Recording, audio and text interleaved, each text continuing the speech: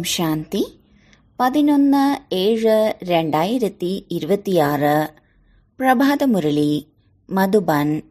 മധുരമായ കുട്ടികളെ, നിങ്ങൾ നിങ്ങളെക്കുറിച്ച് ചിന്തിക്കണം, മറ്റുള്ളവരെക്കുറിച്ചല്ല. കാരണം ഡ്രാമയനുസരിച്ച് ആര് ചെയ്യുന്നുവോ അവർക്കാണ് ലഭിക്കുന്നത്. ചോദ്യം: ത്രികാലദർശിയായി മാറുന്നതിലൂടെ ആത്മാവിന് ഏത് സ്മൃതിയാണ് വരുന്നത്?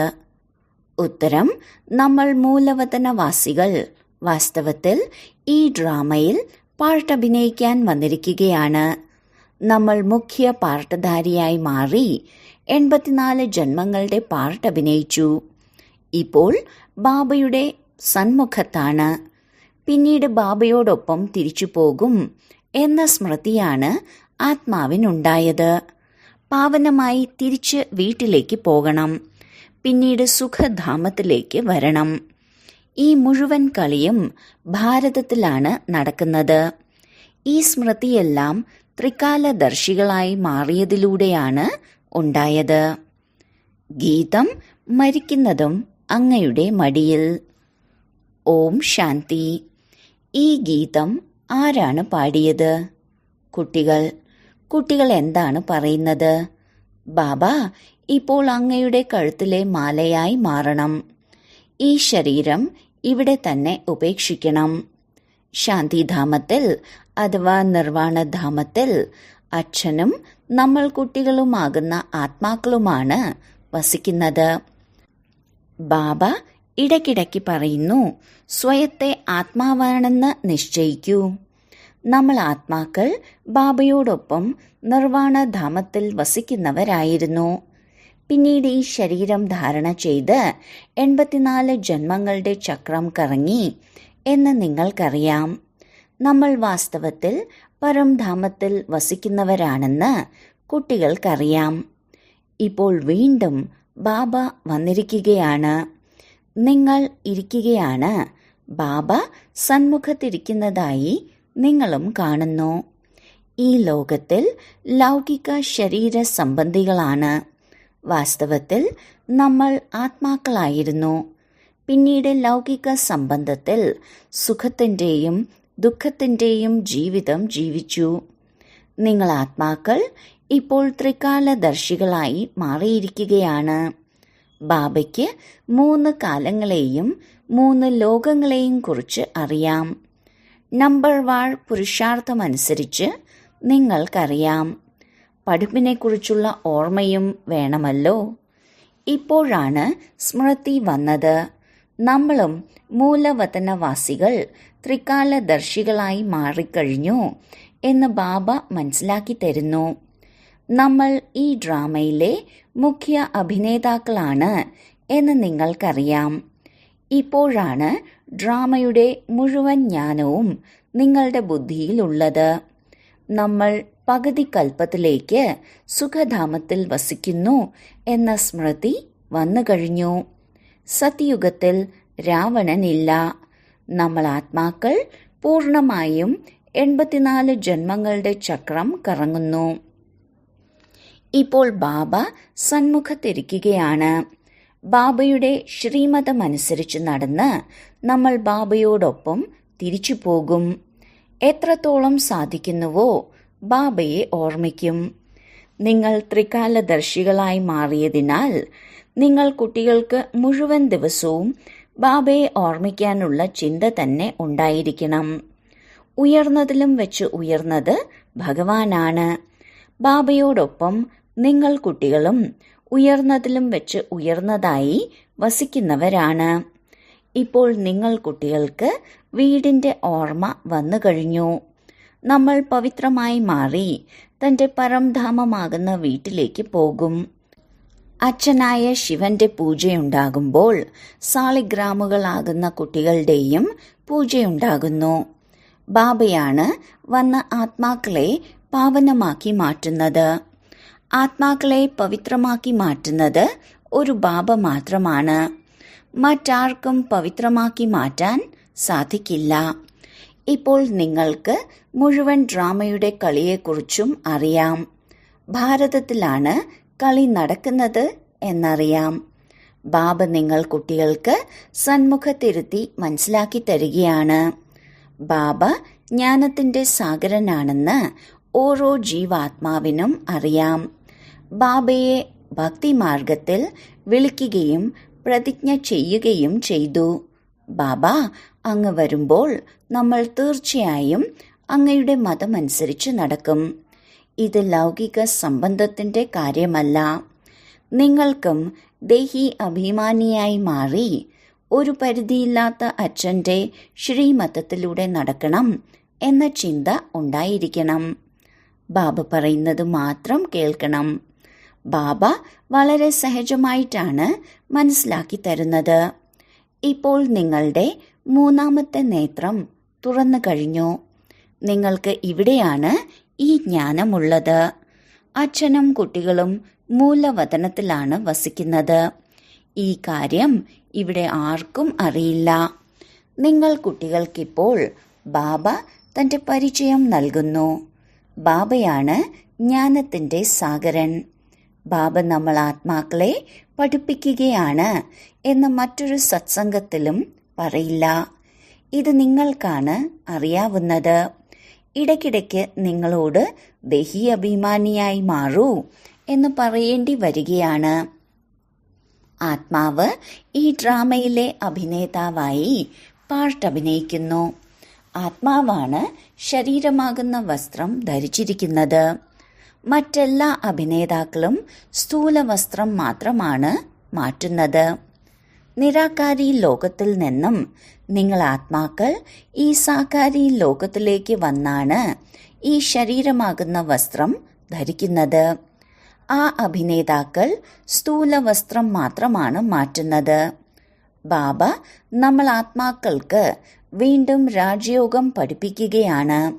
ബാബ വന്നിരിക്കുകയാണ് എന്ന് ഇപ്പോൾ കുട്ടികൾ മനസ്സിലാക്കിയിരിക്കുന്നു.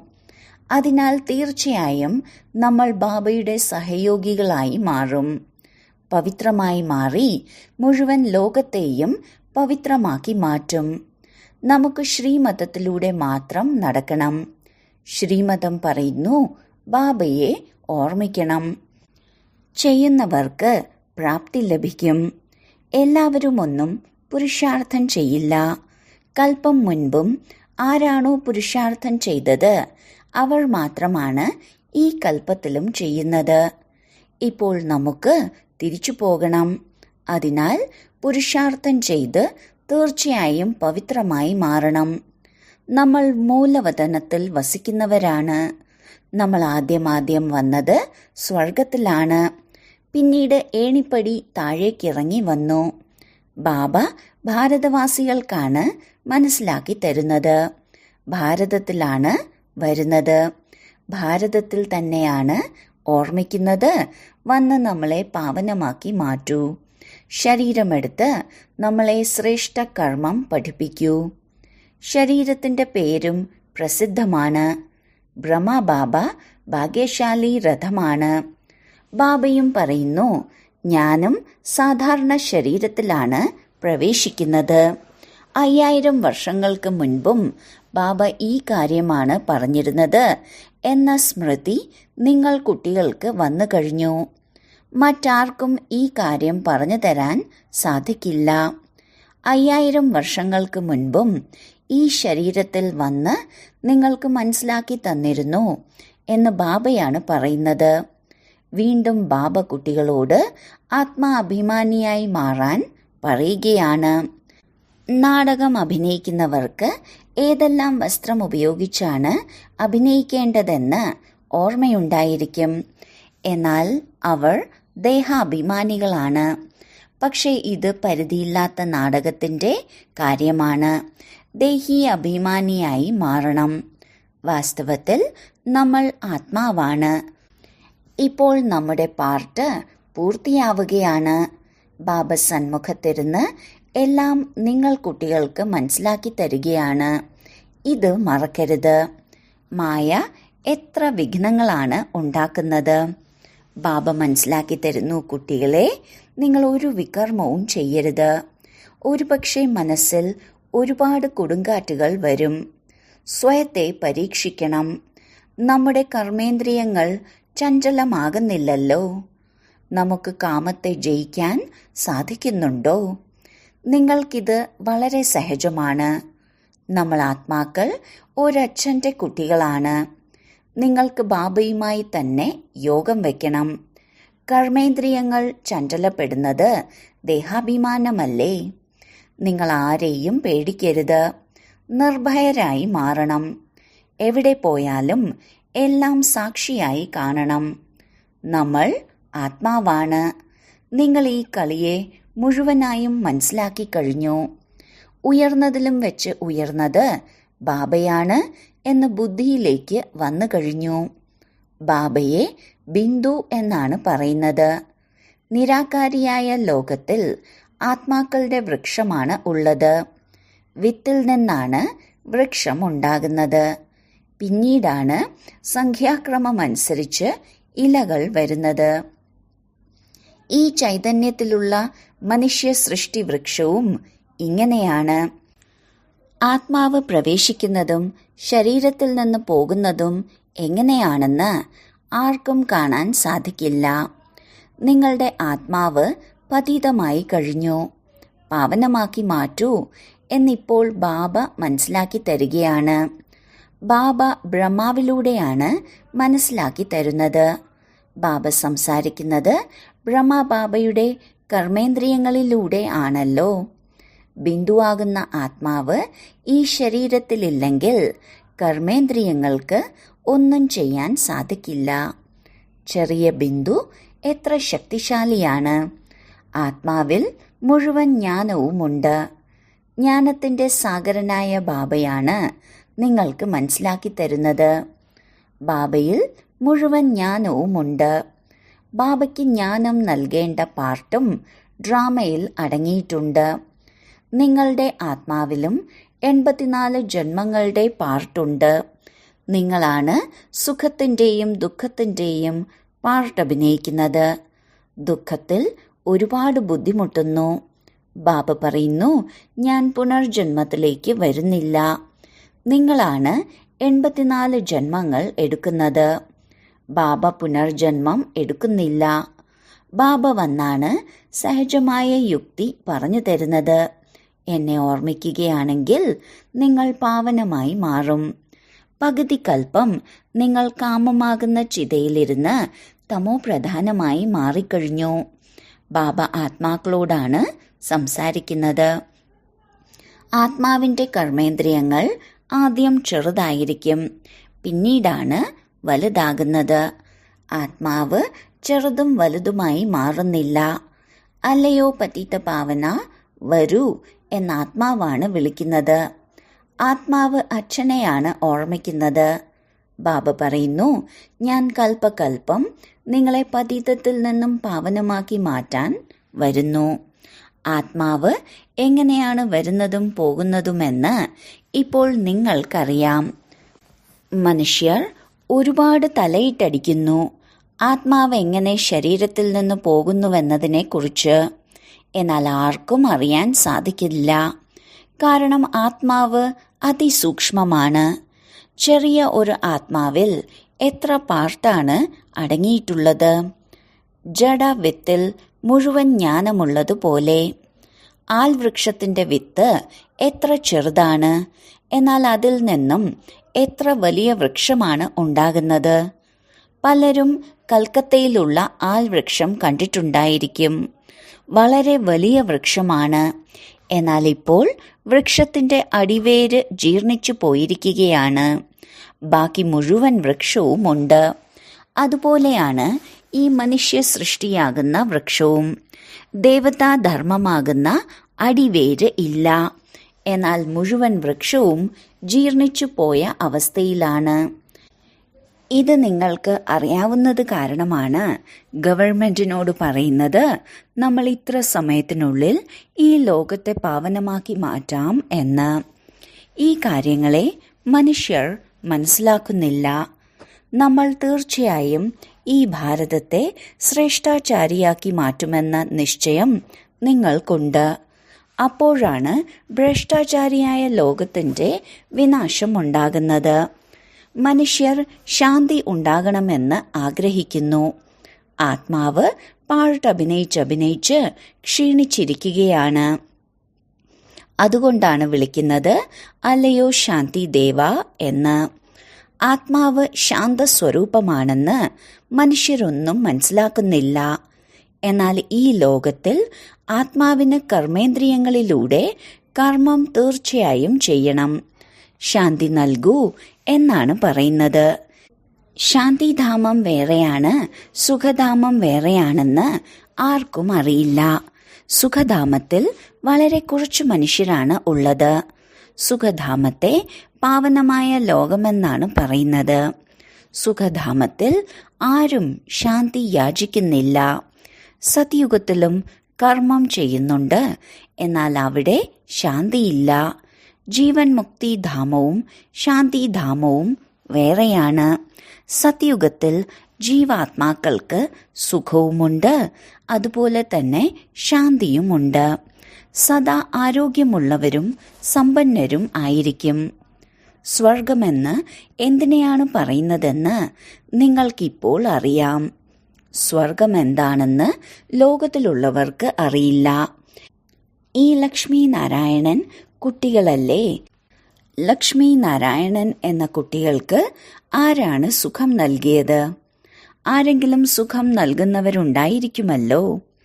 ഇവരുടെ രാജ്യം വീണ്ടും വരാൻ പോവുകയാണോ? സ്വർഗം വീണ്ടും ആവർത്തിക്കുക തന്നെ ചെയ്യും. സ്വർഗത്തിലായിരിക്കുമ്പോൾ നരകം വീണ്ടും ആവർത്തിക്കും എന്ന് പറയില്ല. പവിത്രതയുടെയും സുഖശാന്തിയുടെയും പുതിയ ലോകം വീണ്ടും ആവർത്തിക്കപ്പെടുമെന്ന് ഇപ്പോൾ പറയുന്നു. ഈ പഴയ ലോകം ദുഃഖധാമമാണ്. ഇതിനെ ഇരുമ്പ് യുഗമെന്നാണ് പറയുന്നത്. പുതിയ ലോകവും ഉണ്ടായിരുന്നല്ലോ, അതിനെ സ്വർഗമെന്നാണ് പറയുന്നത്. ഈ ജ്ഞാനം നിങ്ങളുടെ ബുദ്ധിയിലാണ് ഉള്ളത്. നമ്മൾ വീണ്ടും ദേവീ ദേവതകളായി മാറുകയാണ്. ഇത് മാത്രമാണ് നിങ്ങളുടെ ലക്ഷ്യം. നമ്മൾ വീണ്ടും സ്വർഗത്തിന്റെ ചക്രവർത്തി പദവി എടുക്കുകയാണ്. പരിധിയില്ലാത്ത ബാബയിൽ നിന്നും തീർച്ചയായും സമ്പത്ത് പ്രാപ്തമാക്കും. ഇത് നല്ല രീതിയിൽ ഓർമ്മയിൽ വെക്കണം. നമ്മൾ ആത്മാക്കൾ പരംധാമത്തിൽ നിന്നും പാട്ടഭിനയിക്കാനായി ഇവിടെ വന്നിരിക്കുകയാണ്. 84 ജന്മങ്ങൾ എങ്ങനെയാണ് എടുക്കുന്നതെന്ന് നിങ്ങൾക്കിപ്പോൾ സ്മൃതി വന്നു കഴിഞ്ഞു. ബാബ ബ്രഹ്മമുഖ വംശാവലി കുട്ടികൾക്കാണ് മനസ്സിലാക്കി തരുന്നത്. ബ്രാഹ്മണരായി മാറാതെയും പ്രജാപിത ബ്രഹ്മാവിന്റെ കുട്ടിയായി മാറാതെയും എങ്ങനെയാണ് ശിവബാബയിൽ നിന്ന് സമ്പത്തെടുക്കുന്നത്? പ്രജാപിത ബ്രഹ്മാവ് പ്രസിദ്ധമല്ലേ? ബ്രഹ്മാവിലൂടെയാണ് ബാബ പുതിയ ലോകത്തിന്റെ സ്ഥാപന ചെയ്യുന്നത്. അപ്പോൾ ബ്രഹ്മാവിനായിരിക്കും പുതിയ ലോകത്തിന്റെ രാജ്യപദവിയും ലഭിച്ചിട്ടുണ്ടായിരിക്കുക. 5000 വർഷങ്ങൾക്ക് മുൻപും ബാബ ബ്രഹ്മാവിലൂടെ വിഷ്ണുപുരി സ്ഥാപിച്ചിരുന്നു. ഇപ്പോൾ ഇത് വീണ്ടും ആവർത്തിക്കപ്പെടും. അതിനുവേണ്ടിയാണ് ഇപ്പോൾ നിങ്ങൾ കുട്ടികൾ തയ്യാറാകുന്നത്. ഡ്രാമയാണോ പുരുഷാർത്ഥമാണോ വലുത് എന്ന് പലരും ചോദിക്കുന്നു. പുരുഷാർത്ഥം തീർച്ചയായും ചെയ്യണമെന്ന് മനസ്സിലാക്കി തരുന്നു. പുരുഷാർത്ഥം ചെയ്യാതെ എങ്ങനെ പ്രാപ്തി ലഭിക്കും?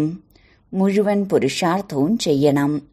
ചിലരെല്ലാം നല്ല പുരുഷാർത്ഥം ചെയ്യുമ്പോൾ ഡ്രാമ അനുസരിച്ച് ഇവരുടെ പുരുഷാർത്ഥം നല്ലതാണെന്ന് മനസ്സിലാക്കുന്നു. നല്ല പദവിയും പ്രാപ്തമാക്കും. അവരുടെ നല്ല തീവ്ര പുരുഷാർത്ഥമാണ്. പിന്നീട് മുന്നോട്ടു പോകുന്തോറും ചിലരുടെ പദവി കുറഞ്ഞു പോകുന്നു. ബ്രാഹ്മണിമാർക്കും അറിയാം, ബ്രാഹ്മണിമാരുടെ അടുത്ത് വരുന്നവർക്കും അറിയാം. ഇന്ന ആത്മാവ് വളരെ നന്നായി മുന്നോട്ടു പോകുന്നുണ്ടായിരുന്നു, എന്നാൽ കുറച്ചായി വരാറില്ല. എന്റെ ബുദ്ധിയിൽ എന്തുകൊണ്ടാണ് ഒന്നും ഇരിക്കാത്തത് എന്നറിയുന്നില്ല. എനിക്ക് ബാബയെ ഓർമ്മിക്കാൻ സാധിക്കുന്നില്ല എന്ന് പറയുന്നു. എനിക്കിനി മുന്നോട്ടു പോകാൻ സാധിക്കില്ല. ഉയർന്ന ലക്ഷ്യമാണ്. ഇങ്ങനെയെല്ലാം എഴുതുന്നു. മുഖ്യ കാര്യം നിർവികാരിയായി മാറുക എന്നതാണ്. വികാരങ്ങളെ ഉപേക്ഷിക്കാൻ ബുദ്ധിമുട്ടാണ്. നിങ്ങൾക്കറിയാം, ഡ്രാമയനുസരിച്ച് കൽപ്പം മുൻപും ഇവരുടെ അവസ്ഥ ഇങ്ങനെയായിരുന്നു മുന്നോട്ടു പോയിരുന്നത്. ശരി, വളരെ കാലത്തെ വേർപാടിന് ശേഷം തിരികെ കിട്ടിയ മധുരമധുരമായ സന്താനങ്ങൾക്ക് മാതാവും പിതാവുമായ ബാബ്ദാദയുടെ സ്നേഹസ്മരണകളും പുലർക്കാല വന്ദനവും. ആത്മീയ പിതാവിൻ്റെ ആത്മീയ കുട്ടികൾക്ക് നമസ്കാരം. ധാരണയ്ക്കുള്ള മുഖ്യസാരം: 1. ഈ പരിധിയില്ലാത്ത കളി സാക്ഷിയായി കാണണം. ആരെയും പേടിക്കരുത്. നിർഭയരായി മാറാൻ ഞാൻ ആത്മാവാണ് എന്ന പാഠം ഉറപ്പിക്കണം. 2. സ്വയം പരിശോധിച്ച് സ്വയത്തെ തന്നെ പരീക്ഷിക്കണം. ഒരു കർമ്മേന്ദ്രിയങ്ങളും ചഞ്ചലപ്പെടുന്നില്ലല്ലോ. കാമമാകുന്ന വികാരത്തിനുമേൽ വിജയം പ്രാപ്തമാക്കിയോ? എത്രത്തോളം ദേഹി അഭിമാനിയായി മാറിയിട്ടുണ്ട്? വരദാനം: ഒരു ബാബയുടെ സ്മൃതിയിലൂടെ സത്യമായ മംഗല്യത്തിന്റെ അനുഭവം ചെയ്യുന്ന ഭാഗ്യശാലി ആത്മാവായി ഭവിക്കട്ടെ.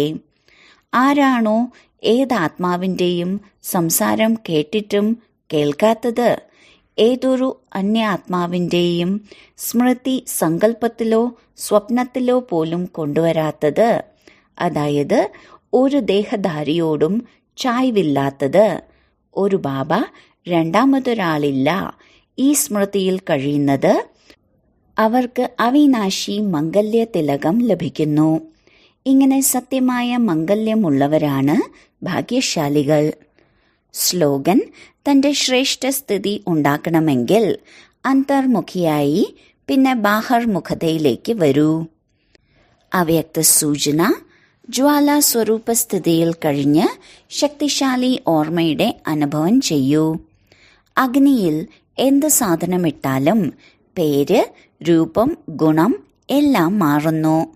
ഇങ്ങനെ ബാബയുടെ ഓർമ്മയുടെ ലഹരിയുടെ അഗ്നിയിൽ വീഴുന്നുവെങ്കിൽ പരിവർത്തനമുണ്ടാകുന്നു. മനുഷ്യനിൽ നിന്നും ബ്രാഹ്മണനാകുന്നു. പിന്നെ ബ്രാഹ്മണനിൽ നിന്നും മാലാഖ, മാലാഖയിൽ നിന്നും ദേവതയായി മാറുന്നു. ലഹരിയുടെ അഗ്നിയിലൂടെ ഇങ്ങനെ പരിവർത്തനം ഉണ്ടാകുന്നു. എന്റേത് എന്ന് ഒന്നും തന്നെ ഉണ്ടായിരിക്കില്ല. അതിനാൽ ഓർമ്മയെ തന്നെയാണ് ജ്വാലാരൂപമെന്ന് പറയുന്നത്. ഓം ശാന്തി.